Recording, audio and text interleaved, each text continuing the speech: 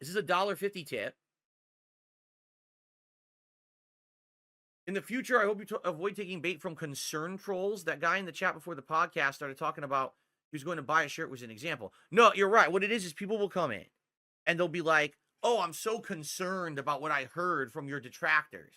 Like it's bullshit. I know that, but the sad fact is this is actually how things have happened to me over the years that are bad. Here's why: because I always ignored it. Right? My detractors would make something up completely, and then they would present it as fact. And because I would ignore it and never address it, people would actually believe it and be like, well, since Phil's not addressing it, it must be true. That's why he's not addressing it, because he has nothing to say to it, right?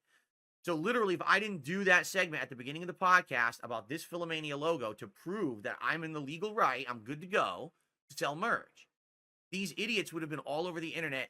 Don't buy the merch. Phil stole the logo. Phil's a thief and he hurts artists. And then they would try to go to artists and be like, can you join our cause to be anti-Darkside Phil because he steals from artists? I'm not kidding you. These people are that big of losers. You understand? So if I ignore their bullshit, they get the one up on me because they cause all this drama around me that I'm not even involved in. And the next thing you know, what happens if I open this merch shop and people won't buy merch now because they're afraid that I'm a thief, right? So sadly, I have to fucking do this kind of stuff. It sucks. I don't want to have to waste a 20-minute segment on my podcast on it, but I have to because this is how it works. Now, the truth of the matter is, guess what? They just gave me content. Like, they literally handed me content for my show today and said, here's some content, because that segment will be a clip and it'll be, you know what I mean? It's just dumb as hell because they don't understand that they don't have a leg to stand on when they make shit up. I'm always going to call them out from now on. I've had enough. I told you guys this. I started with duty. We moved on to super crazy. We're going to keep this up. I've had enough with their bullshit.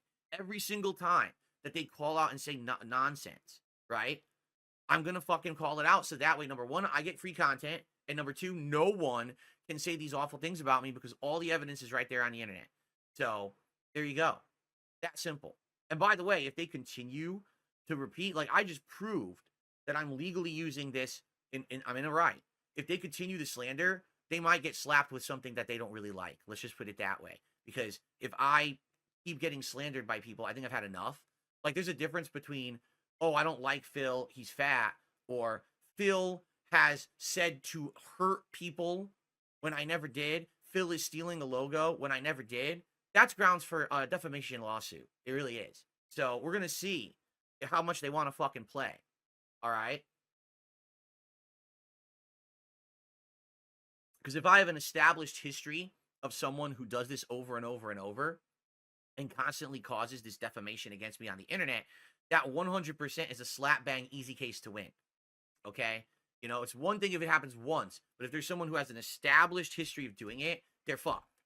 So they're going to have to start watching themselves because at this point, you get to the point where it's like, do I really want to have to constantly defend myself against more bullshit they made up? No, of course I don't. And I shouldn't have to. These people should be held legally accountable for their actions. So we'll see how that goes. Okay? All right. Anyway, so thanks for the $1.50 tip. And so you're the top tipper, but both of these tips were anonymous.